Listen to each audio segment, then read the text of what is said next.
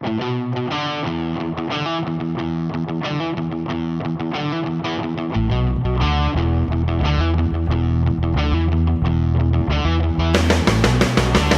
guest today is a fitness industry veteran, having served as CEO of UK Active, sat as chairman at SimSpa, and co-founded one of the UK's largest indoor trampolining chains.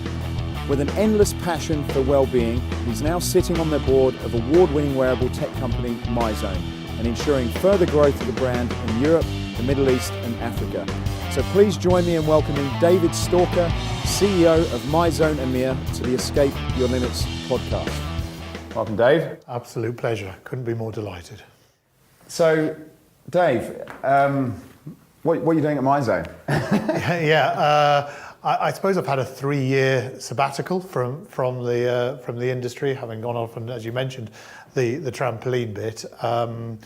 I needed a 3-year sabbatical because, as you said before, I was Chief Executive of UK Active, and that had been hard work, a transition from the Fitness Industry Association as we knew it to UK Active to the professional association it is now, just handing over to Steve Ward, and it all becoming more of a trade body that really has a voice in government. I became less effective at that because I kind of sort of known for speaking my mind, living on my toes, and all the rest of it. And once it became more focused on what was happening in Parliament and what's the health of the nation and where it's going, it was time for me to step out, give somebody like Stephen, who's fantastic at that, the opportunity to go in there and be very official. Whereas I was sort of, juggling from one thing to, and I thought, I just need a break. I need a break. I've said yes to a lot of people over this time, and I need a break. But was hugely passionate about more people, more active, more often.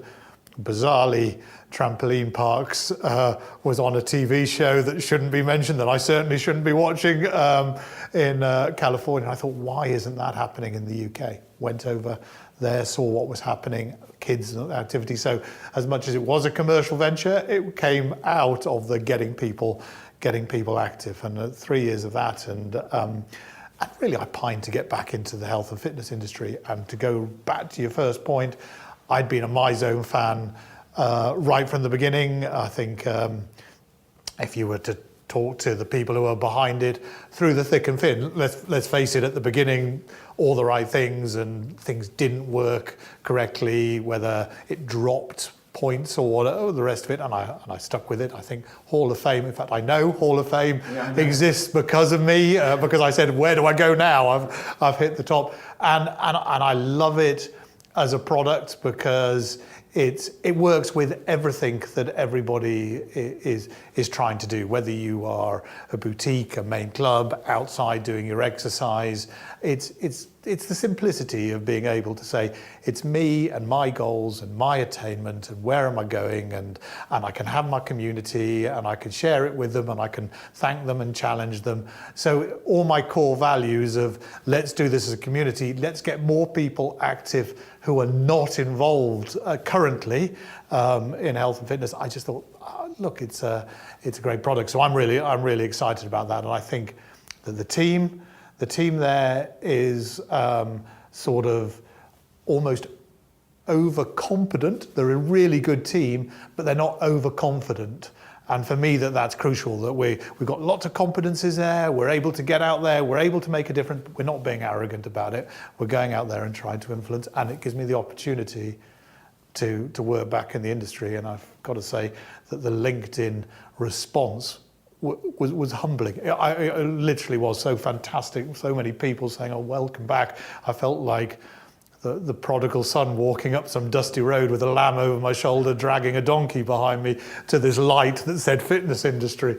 But I'm extremely excited to be back. Yeah. So because we were talking before we started about, I remember, it must have been about probably 20 years ago, more or less, when we started the company. I remember sitting in front of you trying to sell you dumbbells or something. But how did you get involved in the industry, and what was it like when you started? Yeah.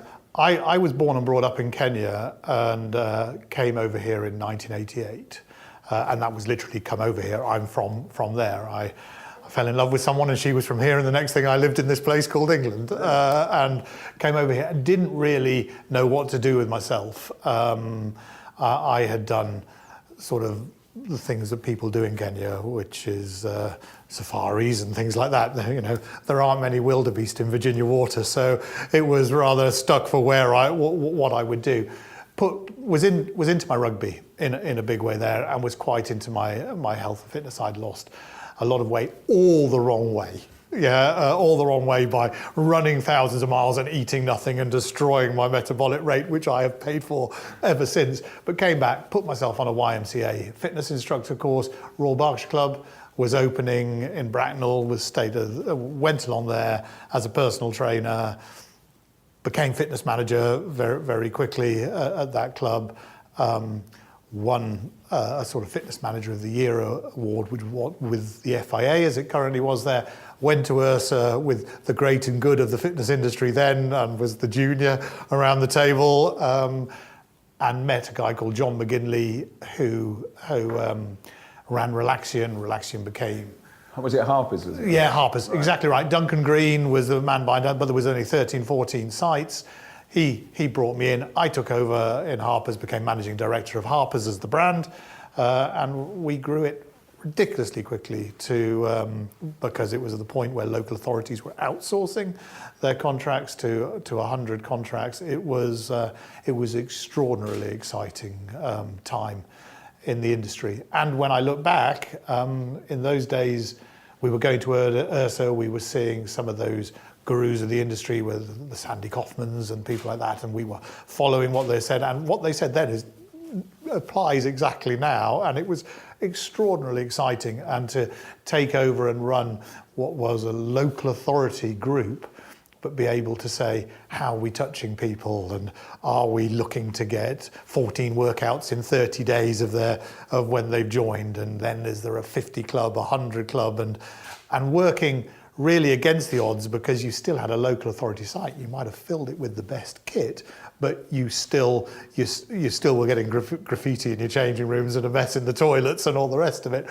So you had to work really hard at the customer. And as you were about, I was about, it was the start of industry. We were a small industry in the UK. Everyone got on really well, as bizarrely everyone still does, and a lot of the people are still about. And it was just a super exciting time. So to have done that and taken that, been part of the management team that took Harper's and Relaxion to where it eventually ended up being bought out. I then went briefly to Switzerland to run a group out there for a venture capital company who opted to sell that, which was the right. It was a turnaround, and they opted out to come back and then be part of the team that set up Blade Runner, which was the corporate fitness team. With the corporate fitness lot, which with a colleague grew to be, well, the biggest player alongside Nuffield, and was eventually sold to Nuffield. And then a period in the Channel Islands doing supplements with Dorian Yates, who was doing Dorian Yates supplements at the time. Was an interesting new development. And then it was actually Fred Turek, who was founder of LA Fitness UK, who was chairman at the FIA, and I was critical. What is the FIA doing? How are we getting value for money? And being my normal difficult self, and he frankly called my bluff and said, "Well, Dave, if you're between things, why don't you come along and do things?" And Andre Dean was chief executive, and I came and worked with her about the clubs. She moved off to the YMCA, and I said, we need to listen to our members. We need to move this industry forward. It was a fitness industry association. It can't just be that. It's about activity. So it ended up the rebranding to UK Active. And just on that, just prior to UK Active, then. So you'd ran, sort of been involved in two very successful chains, one in corporate, one in sort of local authority.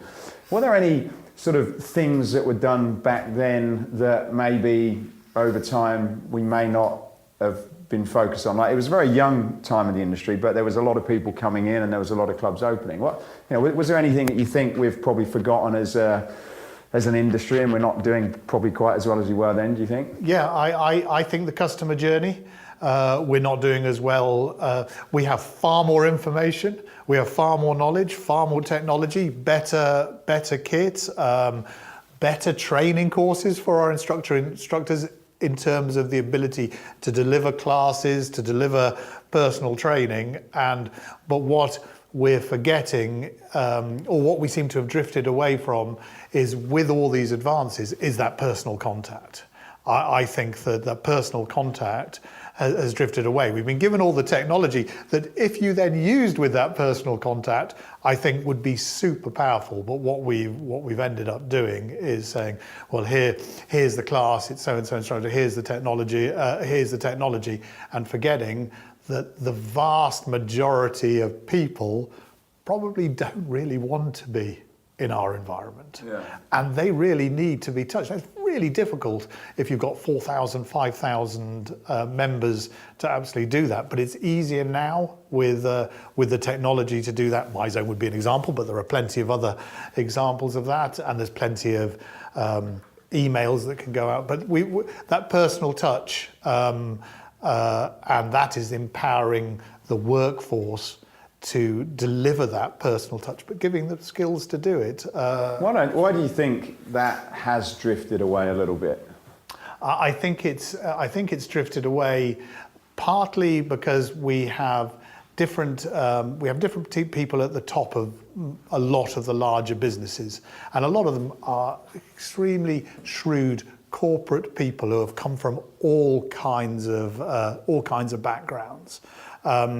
And they see the product that they're delivering as well.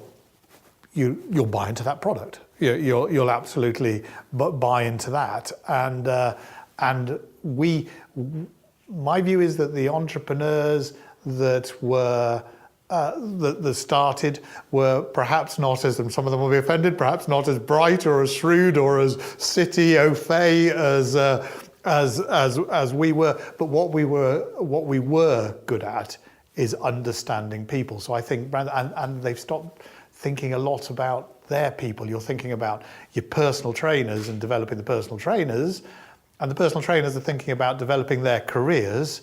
But in these clubs now, that reception touch. I'm a member of what would be described as one of the most expensive clubs in the country, I'm in there all the time, and I still would hazard a guess that the receptionists, a lot of them don't know my name. I only a year ago spent 10 minutes at a club. Well, not 10 minutes is an exaggeration. A few minutes at a club, which I also won't mention, where out of my own amusement, I spent a few minutes on the rower rowing backwards to see if anyone would correct or come and speak to me. No one came over.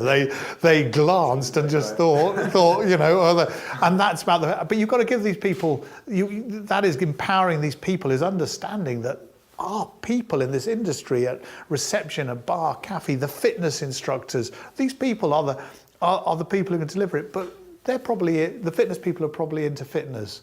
And we used to really hear from the lectures that we heard in Ursa and all the rest of it about, don't worry too much about those 20%ers. That was the word, it was the 20%ers, and start really looking after the others. But there's no point saying look after the others without telling them how to look after the others, because you're asking young people to go and speak to someone who doesn't want to be there, whereas they can't understand why someone doesn't be there. And we used to be better at giving them the tools, the systems to do that. Yeah. Why do you think then, because it's, the industry, it's not like this isn't being done. If you look at hospitality and the things like restaurants, even very low price restaurants, we had a conversation about McDonald's, and I know it's a very simple model compared to fitness, but what do you think, why do you think industries like hospitality can get that service right, and we just seems to be something that we're struggling with all the time? I think that one of the things, and you use that McDonald's example, and one of the things is they ask their people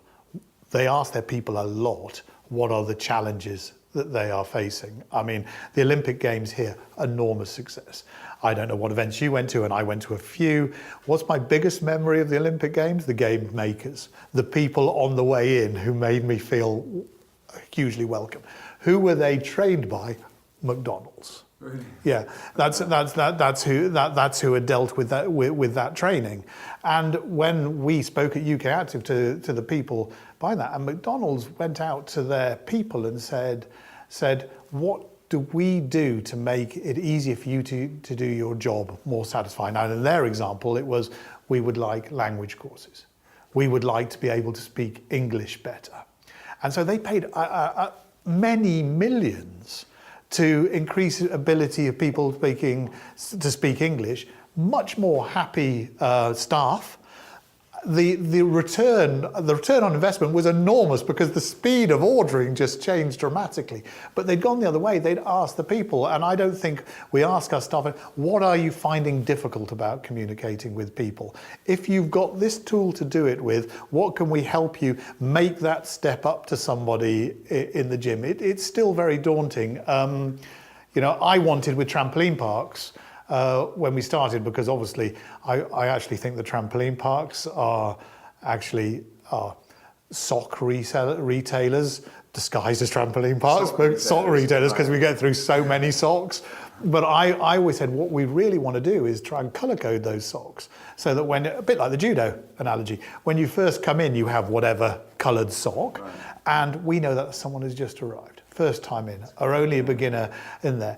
And then as we can track their usage, the kids largely, we think you've been coming long enough, you can do a seat drop or a whatever, we're moving you up a sock. From the point of view of the people out there on the courts, they can recognise those who need help. And with the IT systems and all the rest of it, we're able to recognise those new people. But I think that a lot of those new people are coming in there, all good intentions, all the rest of it, and just need to be carried on the journey, be held much closer. Yeah.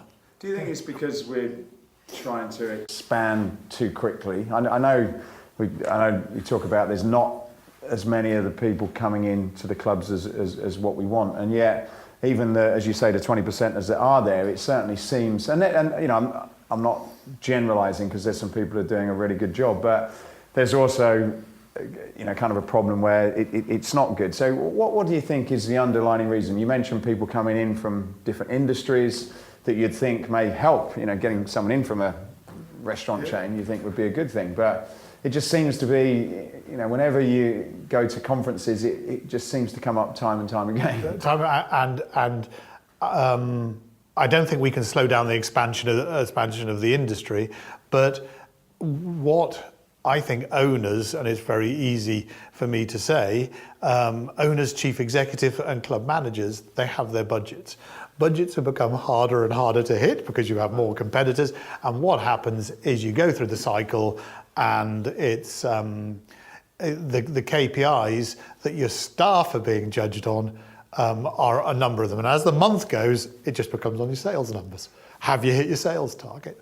Where are we on that? And the focus comes down to how many new members we've got, and whereas we should be talking about how many have we lost, how many touches, or how many times did the person get their 4 calls? Did they get their T-shirt? Are they coming in? We have all the tracking things to do. And I think loads of general managers really have that in their heart. They've come through the industry and they really believe it. But by halfway through the month, the phone is ringing red, the emails are ringing red saying you're behind your sales numbers. And so the focus goes, we've got to sell, we've got to get there, we've got to get people in. And so we fall off the track. Yeah. So it sounds like really the problem and the solution are quite linked. I was talking to John Traherne yesterday and we were talking about, well, what makes their group successful compared to someone else's, and said, is it just because it's low price? But when you kind of open the bonnet, you find that John particularly is really into people, and the focus is on connecting, getting people into personal training because the prices are low. I think he said something like 30% of people in their clubs are doing personal training, which is pretty high. So I suppose the sales problem is the fact that a lot of businesses are probably not keeping people long enough because they're not investing in their people to want people to come back, so that they're selling, so the service is dropping. It seems as though it's kind of like this vicious circle. I think exactly. I think it is a vicious circle. But we want not only people to come back, we want people to refer people. Right. And John's all similar generation all the time in the world. I mean, his background, if you take it right back, when he started, those clubs needed to deliver customer service, and that was what John believed in. Now, in the market he's in, has been in, and done phenomenally well with. Yes, if you go to 1, 2, 3, 4 of those sort of levels of the put your number in and go in, you have a completely different experience of feeling part of it in John's group than you do in many other. The people are undoubtedly more loyal, more passionate about their brand and others. They're there, but what they're trying to do is to get you to sign up to be a personal trainer with them, because that is how, it's very tough. It's very tough in a market where you've intentionally made it whether 24 hours and staff aren't there all the time. You bizarrely then really have to focus on making sure that the people you've got in there are the right people, and they've done a really good job with it. Yeah. What are your thoughts on the low cost? Because I guess when we were, when certainly I started the business, there was the mid-market, there was the LA Fitnesses and the Fitness First in the UK that were dominating, with 300-400 clubs between them. What do you think low cost is a good thing? Yeah, I think low cost is a good thing. I think that the mid-market could have made that much harder for them in the day, because everything we've talked about the delivery of customer service, it's about value, and whether it's a direct debit or whatever it happens to be, that you're thinking that you're getting value for money. And I think that the mid-market did not react to the low cost approaching the only way they could do, and that was do what they've always said that they were doing, and that is delivering customer care. It was the only so they threw the door open to the low cost. To the low cost. Because I know Fitness First, I think their tagline when they started was affordable fitness, and they if you looked at kind of the offering, they did have, some had pools, some had, they had saunas, they had kind of free drinks. There was quite a lot there, so it was quite value at the time, but it just seems as though that wasn't enough. None of those guys are here anymore, are they, really? Yeah, no, and you've got it in one. They're not here anymore. So you say, why? It was because, firstly, affordable fitness changed. Affordable fitness went down by 50% in terms of price. You had a more educated market who were using the things, saying, I know what I'm doing in a gym. I'll just go there. I don't. The price difference is really hugely relevant. I know what I'm doing.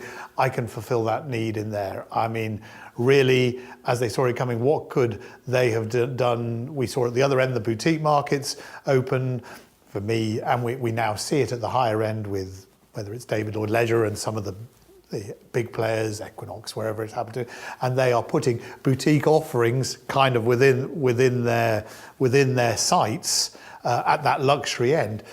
The mid-market, in my view, should have done that at that point. Said, we've got this site, we've got 25,000 square foot or whatever, and we're going to put in a dedicated spinning offering, and we're going to put in a dedicated yoga offering, and become value that was creating that value. I just think they opened the door and it flooded, and we're getting a much more educated younger community. My daughter not so long ago left university, and we all read about this terrible drinking problem in Freshers Week. But in my day, it wasn't a terrible drinking problem in Freshers Week. It was a terrible drinking problem until you left. Yeah, they are far more conscious now. This big increase in veganism and all that. They are really aware, and what they are really, really aware of is they're not a naive industry set of people. They are looking at what are they getting for their money, and a strap line isn't enough. They will see through that strap line. They're savvy to that level, and they're looking. They know more about health and fitness. They know more about knowledge, and they think, well, I can't justify that price difference, and that is what I want. Yeah, and what are your thoughts on boutique then? Do you think that's something that's here to stay because it's meeting a need that probably isn't being met in the traditional clubs now? Ooh, yeah, no, I'm not going to be the man who's going to say it's not here to stay and then get quoted in a few years' time. Dave Stalker said it's not here to stay, and now there's more boutique than there's ever been. The boutique market, to be perfectly honest, I don't entirely get. Firstly, I get that what it has done is for for knowledgeable people who are those 20%ers who know exactly what they want to do, and spinning's their thing, or hit's their thing, and they go in and they don't want to be able to choose between 6, 9, 11 or 2 o'clock. They want to be 6, 7, 8, 9, 10, that's it. I put myself in and that's it. And they've got the cash. So what I think we've done is produced a new product for people who were already in the industry. So we're taking people who already are knowledgeable, those 20%ers. How sustainable is that when you see someone, you see Peloton coming along and the valuation they have and their offering, and how exciting that is. So, they have to be careful, because the next step for your boutique offering is, well, I don't have to go in there at all. I put it in a room at home and I put it on, and the quality, so they have to be really aware of that. And I think that they also need to be, you're leaving and you're leaving that workout and you're knowing you've had a great workout and you're feeling great for it. But I think that they need to get involved in understanding that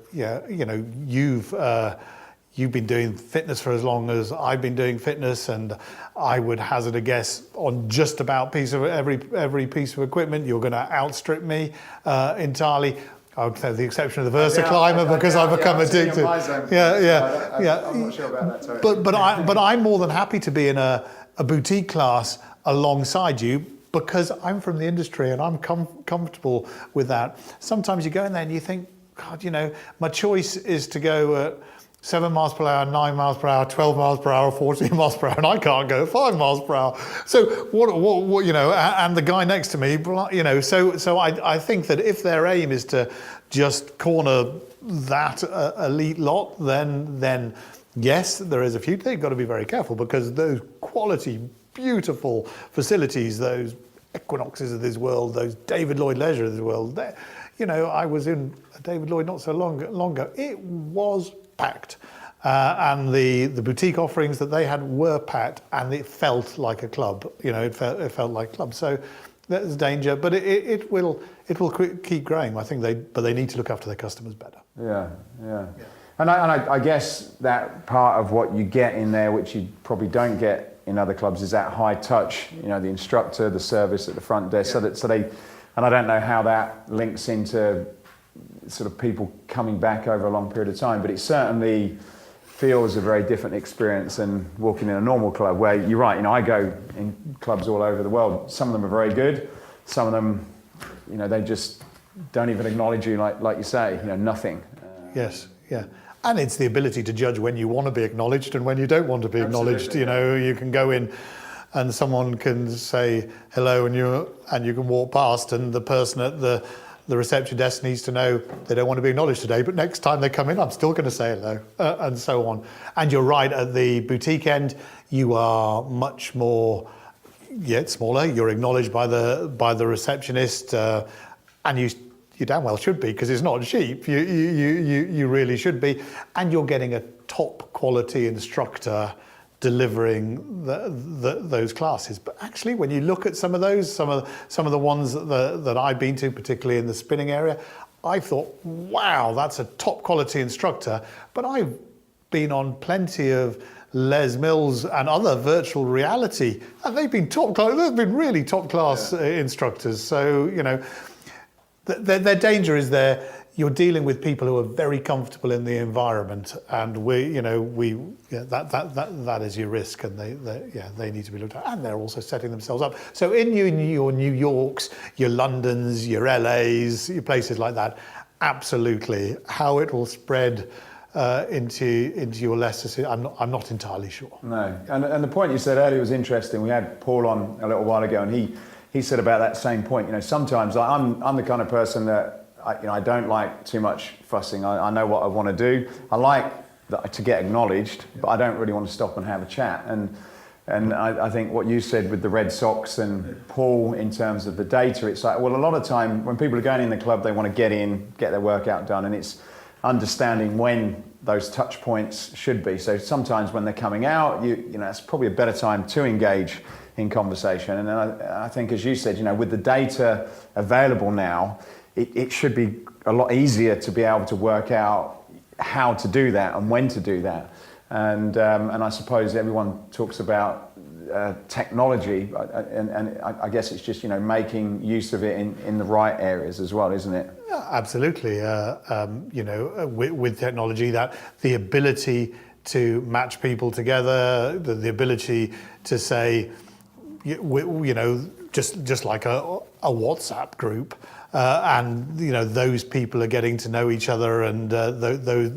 So actually, what you're trying to do is trying to get your users to to motivate each other and feel part of it. You've got to be very aware that those users will also be critical if you don't get things right together, and that can spread. I mean, you know, from my point of view, even if we take, and I'll steer clear, I mean, Myzone, but where does Myzone really work for me, apart from being able to track all that data, is that it's keeping me in touch with loads and loads of fitness industry, a community created without me having to be friends with them on Facebook, this, that, the other. It's just there, and it's just that, and it actually means that if I'm at a different club, I can be talking to somebody purely about their workouts, about that, and about it in an environment where I feel comfortable without feeling that they need to be in every community that I exist. And I think whether you're at the boutique end or any level, the opportunity to create communities is crucial, without bombarding people with communities, because they're coming from every angle. I think that's the key. It's, you know, whether it's a push or pull. I think sometimes, you know, getting emails and told to do something can sort of almost like being forced down a path. I think people, as you say, people know it and they can feel it. And I guess if you can create communities, particularly with social media now, I think that's a sort of very unpressured way of it's not the business doing it. You're part of the community that's part of a club, and I know it's not easy to create that, but if you can create that, I think that's a real powerful thing. And when I started in my gym like 30 odd years ago, it was a club, and I used to be a bodybuilder, and you used to know everybody in there, and that's what kind of kept everybody to that one, as opposed to the one across the road, which had a little bit nicer kit in it, but the people weren't there, you know. And that you said it completely. I mean, kit has reached is just fantastic being produced, but there are only so many ways we can row, run, cycle. You know, we're kind of there, you know, in terms of that. You know, we can lift a weight, throw a kettlebell, do a rope, a ball game, whatever it happens to be. It's going to be people. I just like you. When I was first over here and at the Royal Berkshire Club, which had everything, but it was community. You know, absolutely. I remember having the idea of doing a singles night at the Royal Berkshire Club, thinking, and everyone going, well, no, people aren't going to just suddenly admit to being single, and it's not going to work. And I think it was oversubscribed in about an hour. Wow. Yeah, because people wanted to be part of because they felt, you know, they're like-minded people, and just building that community feel that they recognise the receptionist, they know the guy, that he's not competitive. You know, if you're having an induction, I don't, you know, I don't need, let alone people are going there, I don't need to see the instructor who's doing the induction show me how much they can do on a chest press. And we need to educate people through that. When people come in there and we say, oh, we're going to do a lifetime assessment, it's something that we used to do, I think, wrong that we do less now. We used to come in and they say, well, you've got to do a body fat test, and you'd look at these people and think, I'm not entirely sure how I'm going to get these calipers around them. You were going to tell someone they were fat who knew they were fat. They knew that. So what we're going to do is invite this person in and offend them, and then we're going to give them a set of results. Then we're going to put them on a program, and in 5 months' time or 3 months' time, we're going to get them back for another assessment, and nothing is going to have changed, because actually the difference between one fitness assessor and another was so great that maybe you did it and thought, well, I can't hardly get the calipers in, so I'll put that reading in.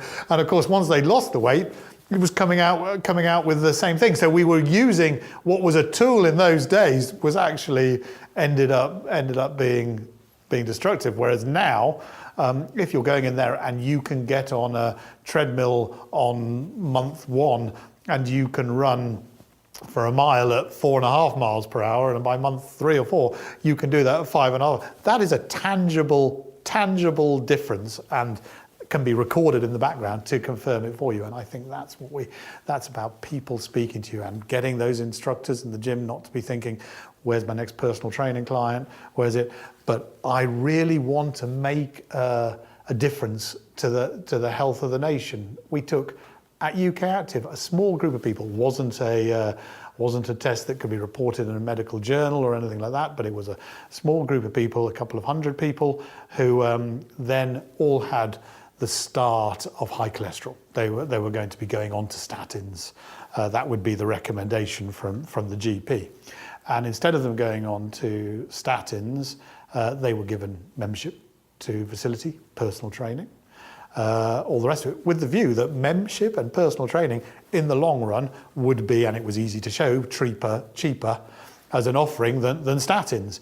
So we go through this whole procedure with all these people, and they all start and they all finish it. Every one of them has lowered their cholesterol to a safe level. Every one of them. What a success. Enormous success. And then you go back to all those people with an exit questionnaire, and without exception, every one of them said, I feel I've been cheated, I wanted a tablet. Really? Yeah. And that's what we forget at this industry, is a lot of people don't want to be there. Really? They really don't want to be, despite the fact they looked better, felt better, and they hadn't had to consume something which was doing God knows what else to their insides, they all felt cheated. Wow. And I think in this industry, one of the things we forget is because we've a lot of people have come from sport, whether it be professional sport, semi-professional sport, or they were into it, or they were in the first 15 rugby team. We forget all those people who really don't want to be there, and we need to hold their hands. And the middle sector, we talked about those guys in that middle sector who were saying they were for fitness, did not hold their hands. Yeah. So what there's probably I'm sure there's a lot you learned from your period at FIA and UK Active about getting those people who, let's call them the non-20%ers, but the people who don't work out, who don't like working out, who feel as though they have to be fit before they even step foot in a gym. What did you learn through that process that we could probably consider in terms of getting more of those people in? Because you're right, it is tough. We're probably unusual that we work out most days and we enjoy it, and we've done it for years, but most people are not like that. They don't like it, it's hard work. When they come home from work, it's very difficult to get them out of the house, let alone get them in the car and drive to a gym. What did you learn? That's probably not common knowledge that we could consider to get those people on board?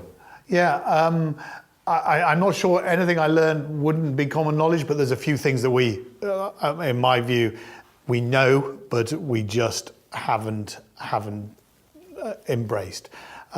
We know that time has become more precious, and how we embrace that, we've embraced that at the boutique sector, but it's not dealing with those who don't, who are going to be intimidated by that experience any which way. We learned that And it's happened in all kinds of other industries, that we need to be working together, that what I'm offering, and some people in the fitness industry are certainly doing this now, saying, well, what I'm offering is this, and I'm not going to, I know that this person wants this, but they also need that. I don't necessarily have to do that. I can do a partnership with that. We have the opportunity to be the centre for our communities. And we have a bigger opportunity. In the UK, I would say we are the fundamental link saving our nation, saving our national health service. It's that simple. There's the only way. It's the only way it is going to be saved, and it sounds like I'm banging a UK active drum, but it is that simple. But why doesn't the government? Because I had a conversation yesterday about the same thing, even like VAT as an example. Why, if it's so obvious, and it's good for the country, good for the government, why do you think there's resistance? Just a simple thing like VAT. Yeah. Well, it was always the one question in every parliamentary group. It didn't matter what it was about. It could have been on the obesity, and Dave Wright would always go, "What about P11Ds?" It was his standard question, and why not? Because I think firstly the VAT world right now it's about how much money we can get into the coffers. So in the UK you have your trust model, which don't have VAT. Do they pass it on to their consumers? I don't think it really, the data would show that they do. We can be pretty sure that revenue is not going to move that way if they don't see it's being passed on to the consumers. That we're not lowering our price point as a result. So there is that side of it. From the Department of Health, it's still, if you're doing a degree in medicine, it's still, a week or 2 weeks of a whole medical degree to understand that. And it's pharmaceutical giants, and I saw this in UK Active and on the board of Europe Active, that if you were in any lobbying situation that involved in to do with health and the rest of it, there was one Steve Ward, and one Steve Ward is, in my view, is the equivalent to having 50, 60 quality lobbyists, because the guys are sort of got everything in his head and the rest of it. But the pharmaceutical lobbyists, there's thousands of them, really? Thousands of them, with the view that they'll say it. If we could put in a tablet what you do, and we could patent it, then absolutely, but we can't, and until so we got to sell these products. So is that part of it then? Like, I don't, not been involved in that well, but it sounds like you've kind of got an industry, pharmaceutical industry, that's selling these statin type of things for cholesterol. That are patenting these things. There, once you're on it forever, which is a great product. If you could invent something like that, it's what a business. And it seems like am I right in saying that they're kind of like trying to sort of avoid things like fitness, which is free, you can't patent, and it's going to prevent you needing to buy that stuff? Is that what goes on? My view is entirely what goes on, and then you look at the research, and you look at the endless piece of, you don't need a piece of research to tell you that if you do a bicep curl, your biceps are going to grow. It's just it. But in the world of funding, and in the world of moving the needle to Department of Health spending more money on health on prevention as opposed to cure, you have to be able to show that what you're doing really significantly makes a difference. And when you say so, it's not, there he goes, his biceps are bigger, but at peer-reviewed journal level, at all these levels, signed off, and to do that, it's enormously expensive. So I guess the pharmaceutical companies have the money to prove what they're doing, but the fitness industry... Because they're going to patent it, and they're going to say, they spent a fortune patenting that's going to lower cholesterol, and no one else can use that product for as long as that, so they've got it. It would take a very philanthropic person saying, I'm going to spend all the rest of it, but I get no value out of this because everybody can then take advantage. Now, there are somebody, certainly. Les Mills has done bits of research in the class environment, and there are more and more pieces of research coming there, which is mean, and the work UK Active does here and Simspa. There is more pressure that you've got to make a difference, and the common sense. But for they will always push back, prove it, prove that it makes a difference. And you say, well, so and so is much fitter, but how are you going to? We're talking about the vast percentage of this population, and we do not believe that that you can't prove to a level where it is peer reviewed that if we start there, we finish there, because there are too many, And so that seems to be, like, crazy as it sounds, but like a big barrier, that there's something that could say for the NHS, it's something that's good for people. They're not hooked and addicted on paying something for the rest of their life, all the benefits that go with it. And yet it seems like there's kind of business directed in the wrong ways. Undoubtedly, if you were to take, we don't need to name them, but if you were to take the big pharmaceutical companies, whether it's Pfizer, Glaxo, there's loads of them in Switzerland, Germany, all over the world. I would hazard a guess that if you were to take one or maybe two of them, that their net worth and value is probably bigger than our industry. And we're just talking about one or two companies, and that's hugely powerful. I mean, years and years ago, we know that tobacco companies used to employ endless doctors to say that smoking was actually not bad for you, but was actually good for you. On that battle, and that was the power of the tobacco industry. They're actually saying it's good for you, lowers your stress, all the rest of it. And okay, so we can't give up because we won that battle. Right. That's made a big difference. Then you had the sugar industry pushing. Oh, what's bad is fat. What bad is fat? What bad is fat? Because they were enormously powerful. Those sweet companies, they're enormously powerful. So, and are we winning that battle? Absolutely, more and more. Right. I mean, Philip Mills was the champion at saying sugar, and we all kind of knew it, but at last it's becoming relevant in that area. But actually, the then adding, so we... And are those companies like the sugar industry or whatever, are they, I guess, sort of supporting government in some way, funding? Does that kind of thing go on? Starting to, certainly... Sort of give them more leverage. And people people you would least expect to do it. Coca-Cola worked a lot with UK Active on a completely upfront basis. We weren't going to be saying go and drink Coke. We were clear we're never going to be saying that. But then you look at their strategies as well. So Coca-Cola buying more and more water companies, because they can see the way people's minds are going. McDonald's, what are they, the biggest sellers of apples in the world now? Right. There is a change to people understanding that, and these companies are moving their strategy that way. Danone. There are plenty of others who are definitely have their corporate well-being, but the pharmaceutical giants, it ain't that simple. So you can't say, well, actually, we're not now going to give you that tablet. We're going to give you that tablet with less medicine in it. It's going to be ineffective. And they are really powerful lobbyists. Yeah.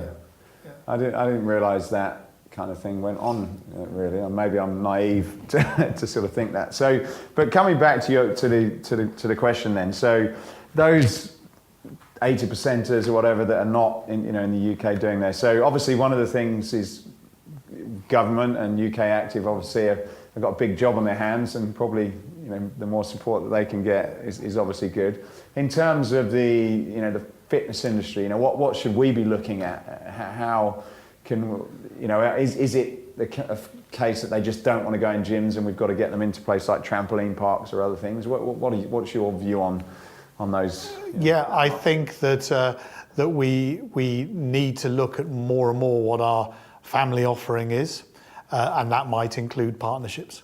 So the kids trampolining and us gyms and joint memberships that incorporate the both, more kids classes, and once again thinking, we recently did a bit in the trampolining industry where we looked at kids, just kids, and it was a set of kids, and they were all either members of football groups at school or netball groups at school, and then we tracked the three together in terms of calorie burn, activity burn, and the rest of it, but also how much they enjoyed it.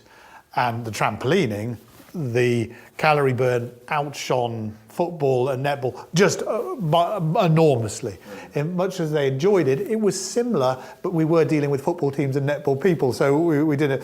And I think that where clubs need to be thinking is, how do we bring in people here? Because you take a functional area of a club, and functional fitness for kids, that could be a lot of fun, and you don't have to be captain of the under-11s rugby team to do it. You're jumping from thing to thing. I remember at school when I was all those years back, they used to have the halls and bring down the benches, and they used to have ropes. And I always remember that. I didn't like outdoor sport because it was cold. But in the gym, the ropes, the ladders, and it was just like a big circuit. But it was brilliant. They used to turn it into kind of like a bit of a game where you had to cross things. And you're right. I don't even know if I do that at schools anymore. But I think that one of the problems you have, particularly once you move out of the private schools into the local schools, is they don't, because they don't have the teachers to deliver it as professionally as they want. They have to do so many PE sessions, but it might be taken by the maths teacher who can't do it and is thinking, oh God, I've got to fill this hour.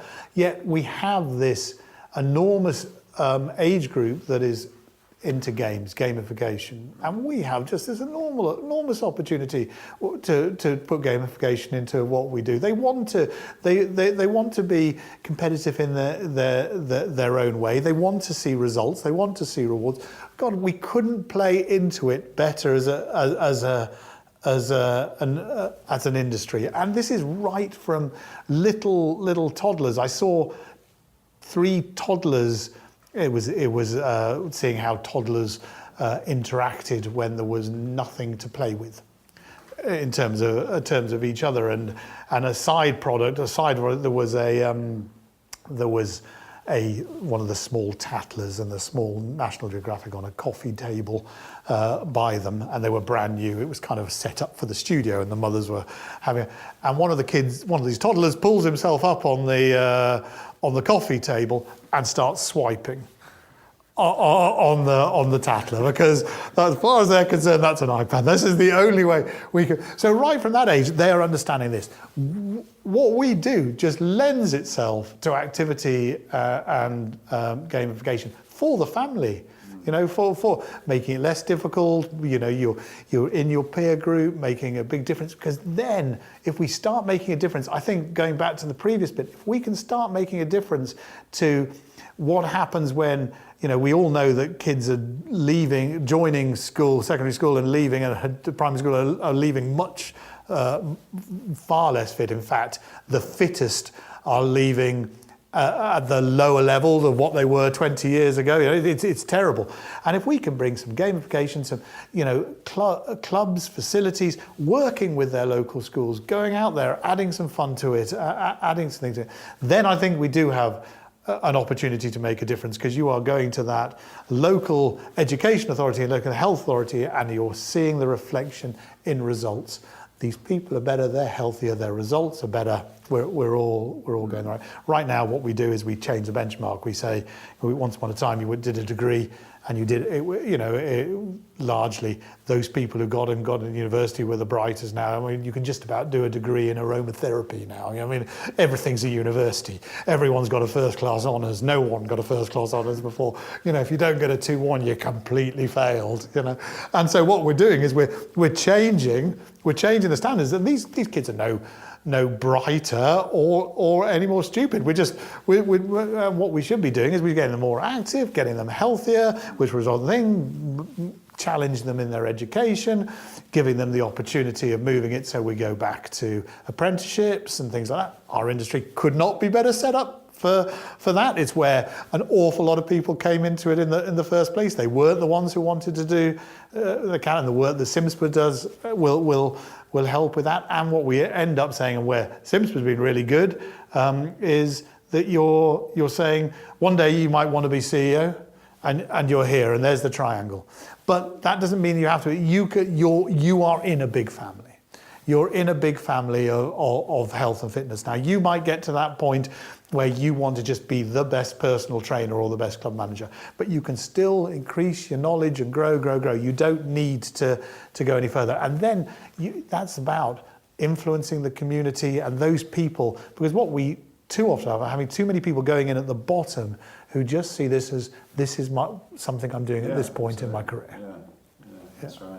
Yeah. So we've talked about some of the things, or a few of the things that are not quite right. What in your sort of recent travels and experience with UK Active, what do you think are a couple of the things that we're doing really, really well, and people that may not know that, could probably learn a bit from? Is there any examples, whether it's clubs, operators, service, or anything like that you're seeing? Yeah, I think that firstly, that we have to give an enormous credit to the people who supply the industry. What is going in there? Now, there is something for absolutely everything to a high quality. Whether you're deciding to put punch bags in or whatever, they're high quality, they're of boxing club standard, they're friendly, there are gloves that can be used, so, and right down to treadmill functionality. I mean, it all got a little bit carried away. You can get on this treadmill as long as you've got a degree in setting up your program, as opposed to, and so they've acknowledged that, and so all that has changed. So what we have now, you go into nearly every facility and you will be impressed by, no matter what industry you come from, whether you come from a real high-tech engineering, Tesla, or the rest of it, you'll be impressed by the quality of our equipment. We're not looking like, if I punch this punch bag hard enough, a whole load of weevils are going to come out of it because it was manufactured in India, or whatever. We have a high-quality standards, and you're thinking that is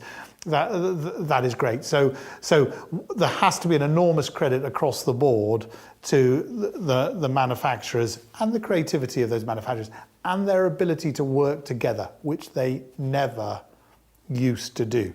They did more in the States than they did here.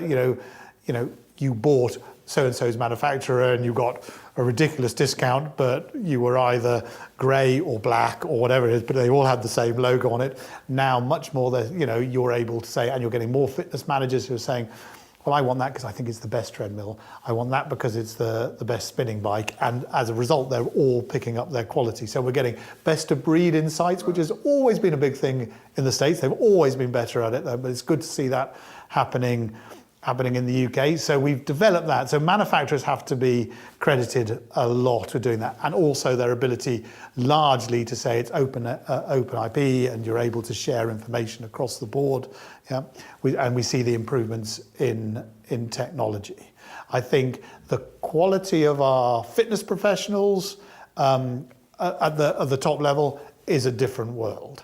I started my career as a personal trainer, and I'm embarrassed when I think about how many treadmills I stood next to for an hour talking about who was having an affair with who, and not really having any, because getting on really well with the person, but I was just really good at the chat, and then I think, okay, they need to leave this feeling exhausted, so if we go over there, pick up some dumbbells and I whack out a whole load of lateral raises, they're going to remember this.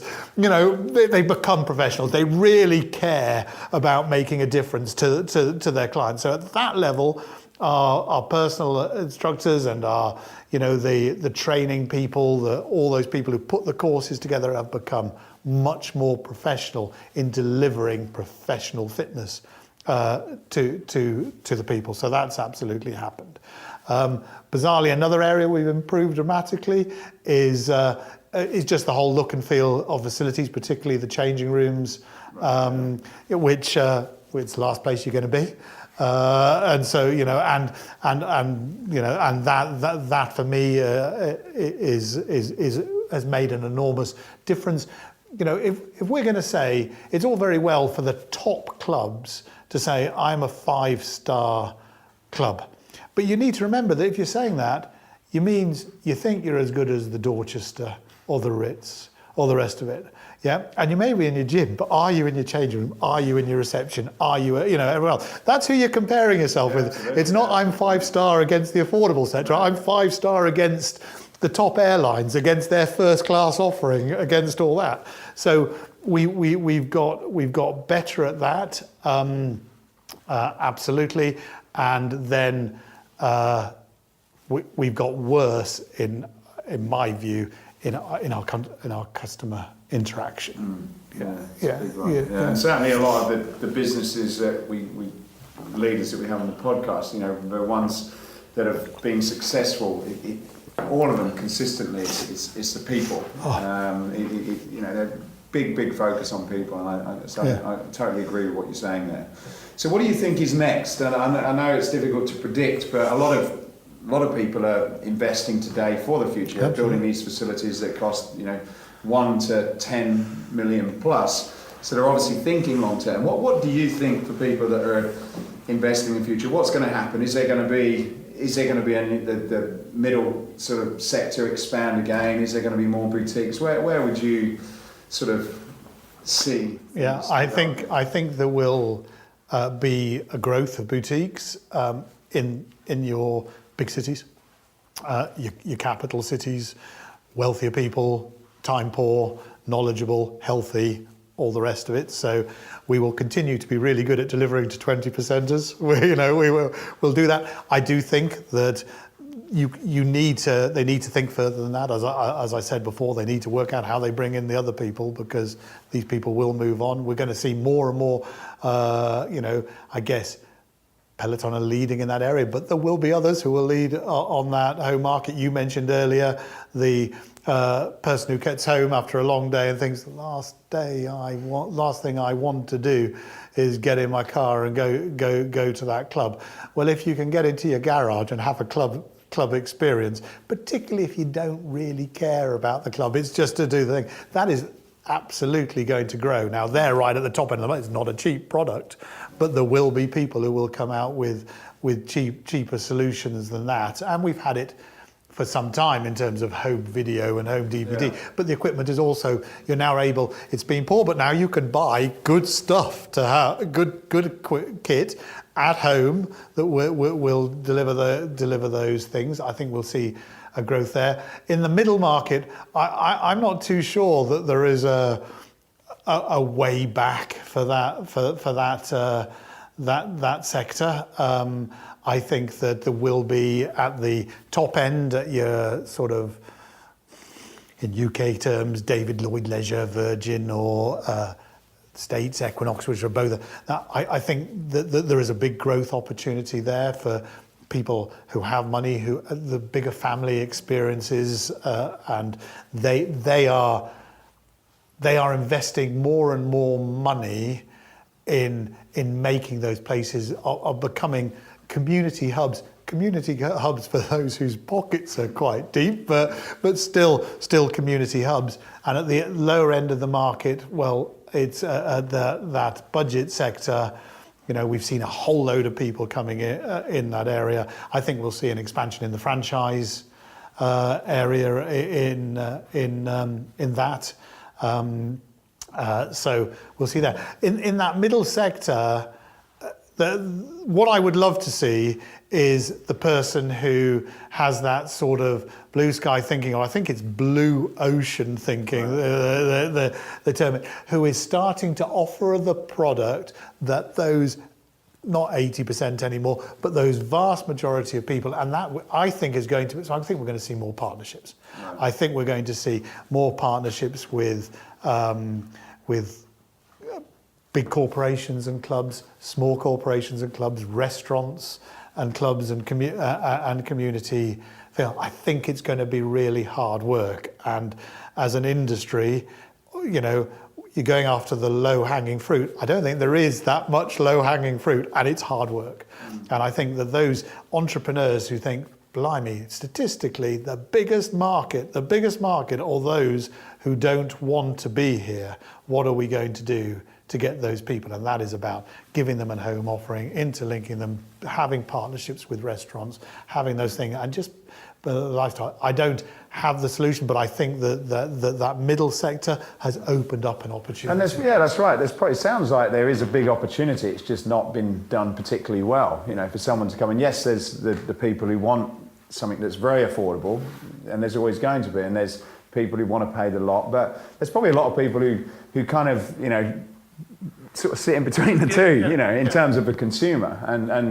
And I guess what's just happened is that, you know, the innovation, by the sound of things, has just not been where it should be, and there's probably the money in it to make that work if they could kind of put the right value. And when you do listen to the people in the low-cost market, you know, extremely creative about, you know, I would say they're extremely innovative and creative, because people do think, oh, it's just about price, but the successful ones, it's not. It's a complete science that's going on in them, and it's almost like, well, apply some of those rules in the mid space, but adding value, and you could probably have, you know, pretty interesting business. I have no doubt you absolutely could, and it will go back to what we've kind of repeated all the time about the people. Yeah. Absolutely about the people. It's what's going to make me want this experience. If I'm a family man, you know, what is my son going to do? What is my daughter going to do? What's the offering on the menu? My wife wants to do a yoga class. It's there at the same time as my spinning class. Blah, blah, blah, is happening. I can book, you know, the creche works, but it ties in. I can see where it is. I'm being introduced to people. I go back to Harper's. This is right back at the beginning. I've taken winding it back. I used to go into Harper's, and I was young and perhaps a bit loud and a bit outspoken. But I used to, I used to go in and meet the team, and I've always think that largely I've gone on well with people who have worked with me. I think I've helped a lot of people on their career as much as they've helped me on their journey. You know, you surround yourself by people who see your vision and help deliver it and create it and all the rest of it. But I used to go into a new site and I say, today you're a Harper's fitness facility. I'll tell you when you're a club. Right. I'll tell you when you're a club. You're a club when I can see that your community is working together. When you have a curry club and a wine club and a running club and this and the other. When people are staying as members, and they turn up and they go out for a run and they come back for a shower, but they go on that day because that's cheese and wine night and they're part of the wine club. It's hard work. It's hard work to go to your local tandoori restaurant and agree with the bloke and get a partnership with, say, so-and-so is coming down and he's going to do a class in chicken tikka masala, and then we're going to have it, and everyone's going, well, that's calorie load and all that. Who cares? It's not about what you eat. It's about the thing that you all agree on is that you like curry. And so you've linked on that. You like a curry and you like a beer, and and what joins us together? Harper's, whatever it happens to be. And that is really, really hard work. And I think loads of managers and loads of general managers in the facility, in our clubs, have that vision, and each month set out thinking, I'm going to try and get there, and then the sales numbers come whacking back from head office saying you've got to get more people through the door. So I think most places... Longer term approach, I guess, to some absolutely. of those things. It is a long approach. We're a longer term industry now. It's grown. Yeah. Different time. So talking about the future, what does the future hold for Dave Stalker then? What's your next, what do we see happening for you in the next 5 years then? Well, because Dave Wright will probably listen to this, I'm dedicated to Myzone for the next 5. I absolutely am. No, look, I moved we all mature and change during the time we're in an industry, and started with that sort of I'm into fitness, so this is what I'm about, to commercially, entrepreneurially want to make some money and all the rest of it, and we go through that stage, and then we kind of combine it all, and we say, yes, we want to be commercially and entrepreneurial success and create that nest egg and all the rest of it. And we wanted to be in the industry, but I dedicated 7 years of my life to more people, more active, more often, more battles with government ministers than I care to mention. I mean, you take CIMSPA, we got our charter mark the year of the Olympics.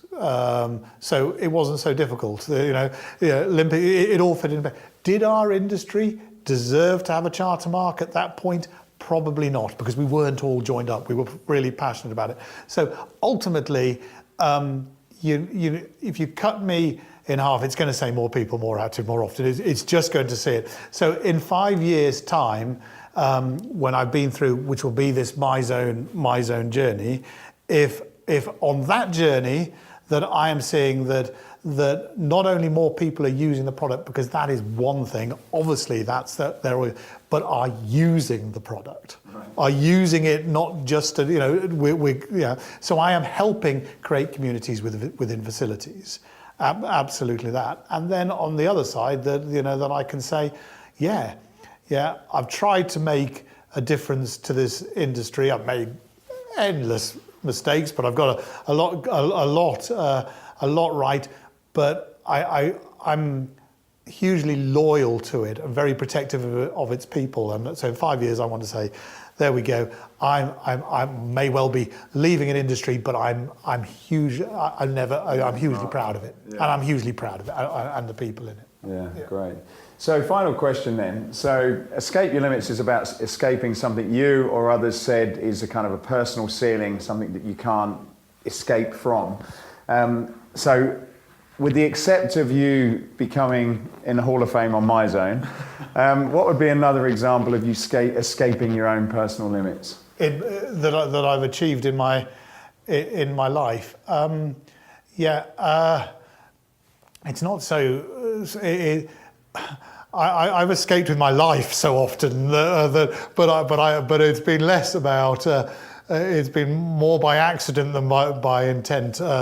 If you meet many people who were born and brought up in Kenya, and just the life we led as children there, you escaped with your life on lots of occasions, whether it was road accidents or animals or snakes or whatever it had happened to be. But for me personally, escaping my limits, thinking of something that I've achieved that I didn't think it's a fitness one. I did 24 hours Versa Climber challenge at Wentworth. I've had kidney problems ever since, but it raised £40,000 for Help for Heroes. I never thought I would achieve that. So tell us what you did? No, I wasn't alone. But between a team of 4 of us, we continuously were on the Versa Climber for 24 hours. And you can do the maths to work out how many hours each we did. It's a lot. I think it's 8 hours, isn't it? It's 8 hours each, or just under 6 hours each. 6 hours each on the Versa Climber. We got over 200,000 feet, so we broke through outer space, into another atmosphere. It was an enormous personal challenge. I was doing it with 3 personal trainers. It was only 5-6 years ago. So 6 years ago, so I was in my late 40s. They were in their early 20s. We were in different parts. So for me, it was escape my limits. I went in there daunted and challenged, and never thought I would do it, and did it to escape my limit. To say, this is really public, Dave. And I would encourage people to try and do things which pushes them that bit further. And I'm chairman of Marwell, which is a zoo in near Southampton, and so conservation is my passion and heart, and the rest of it. And I would encourage anybody to look to escape their limits nowadays and see how they can use that to affect their environment, the world we live in, and things like that, because that's where we need to. Certainly, if you go back to what in the next 5 years, I would love to say in the next 5 years, on a personal level, I've really done everything to help that environment, and because I think we all know we need to do it, and we're doing it. But yeah. Yeah, fantastic. Well, Dave, it's been a very interesting conversation. We'll have to get you in again. I'm sure it will create a lot of discussion when we put this out on social media. So thank you very much for coming in today, and best of luck with your future in Myzone. Absolute pleasure. It's been fantastic. Always good to chat. Absolutely. Thank you. Thanks.